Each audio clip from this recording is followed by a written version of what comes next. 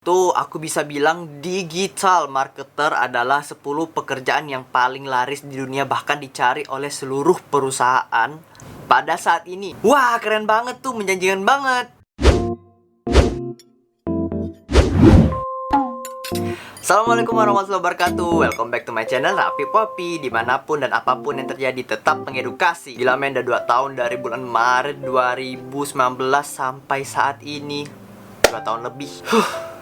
Sampai berdampak besar terhadap perusahaan-perusahaan besar yang udah bangkrut ya. Ada beberapa yang udah bangkrut, ada yang beberapa lagi mencoba untuk menstabilisasikan pendapatan mereka, bahkan ada yang PHK, sehingga membuat orang-orang berusaha untuk memutar 180 derajat cara kerja mereka di suatu perusahaan.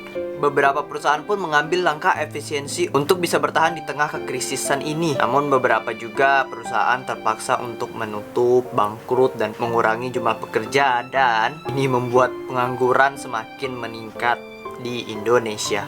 Ya, dengan keadaan ini kalian mau bekerja sebagai apa?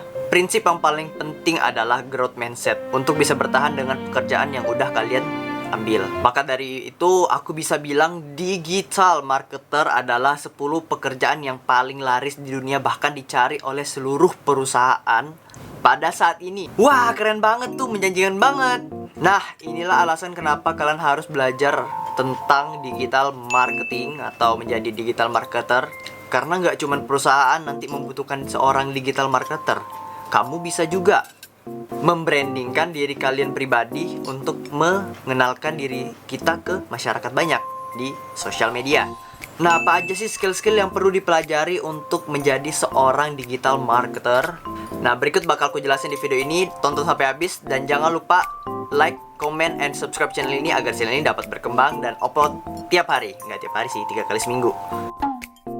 Oke, yang pertama adalah skill yang paling lama dipelajari, yaitu sebuah desain grafis ya, skill desain grafis. Kenapa desain grafis adalah salah satu skill utama yang harus dimiliki oleh digital marketer? Pentingnya para desain grafis adalah menyampaikan pesan dalam bentuk visual dan menyampaikan ke banyak orang. Bahkan visual tersebut harus kreatif. Perusahaan pasti membutuhkan sosok desain grafis yang profesional untuk mengiklankan perusahaan mereka dalam bentuk visualisasi yang menarik. Dan seorang desain grafis ya juga harus kreatif gitu kan, menuangkannya melalui visualisasi yang menarik dan trendy agar bisa berbicara langsung kepada masyarakat banyak. Nah, ketika perusahaan memiliki sosok desain grafis dan desain grafis itu sudah termasuk expert or professional, ya bisa dibilang 3-4 tahun ya mengabdinya ya, dijamin pasti tingkat branding perusahaan tersebut dapat meningkat, apalagi memiliki ciri khas dan karakter perusahaan tersebut. Sekarang banyak perusahaan yang sudah bergerak di sosial media untuk mengiklankan diri mereka. Nah, dengan peluang-peluang tersebut, apakah kamu tertarik untuk belajar desain grafis? Apakah kamu masih yakin untuk belajar desain atau masih ragu-ragu? Mantapkan niat dan usaha kamu, karena desain grafis bukan main-main. Kuncinya adalah belajar dan berlatih. Dan aku termasuk orang yang udah 4 tahun aku belajar desain secara mandiri. Oke, sebelum lanjut yang kedua, aku ada beli dalgona matcha dari Dalgona Mevivu ya. Kalian bisa cek link on deskripsi jika kamu memesan.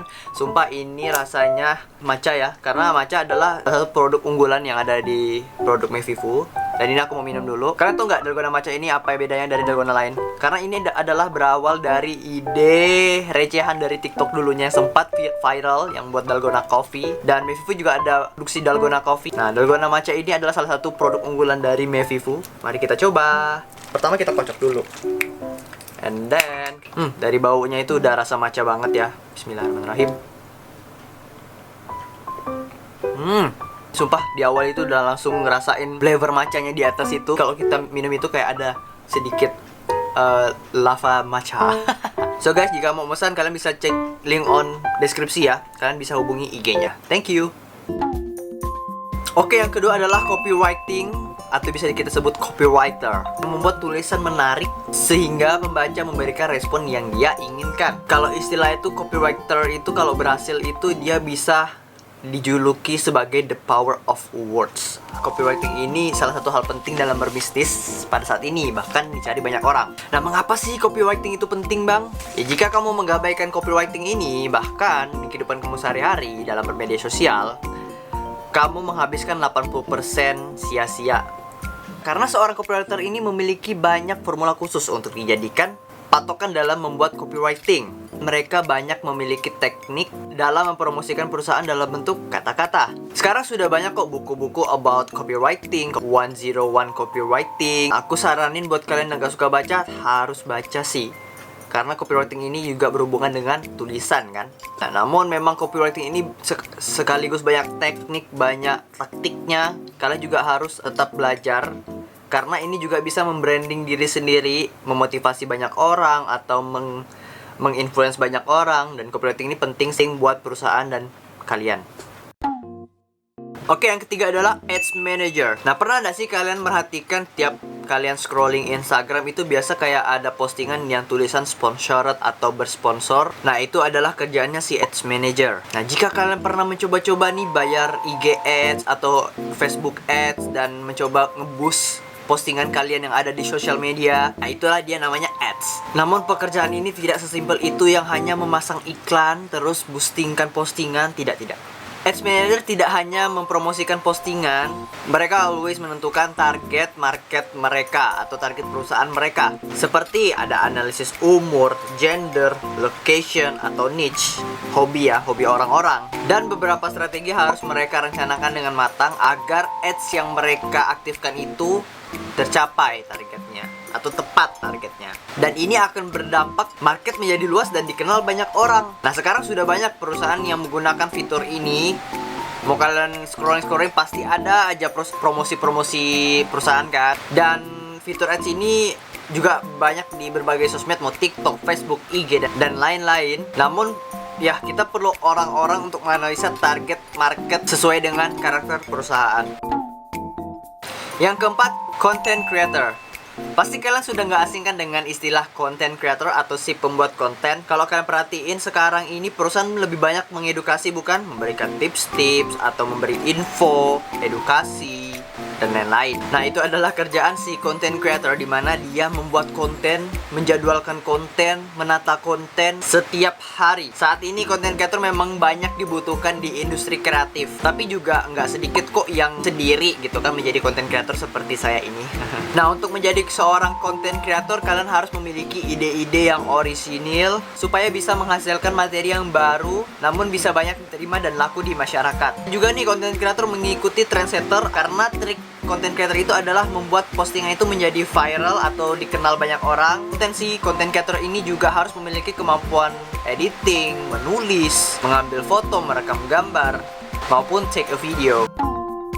Yang kelima adalah social media manager. Rasa-rasanya kalau apapun barang dijual saat ini kan memang secara online gitu kan. Dan calon pembeli pastinya tidak lepas untuk bermain sosial media. Nah, saat ini selain orang-orang bermain sosial media, perusahaan juga bermain sosial media. Nah, social media manager ini adalah salah satu pekerjaan yang sudah muncul ketika pandemi COVID ini. Dan istilah itu, pekerjaan itu banyak yang muncul dan menumbuhkan bunyi-bunyi baru, yaitu namanya social media manager.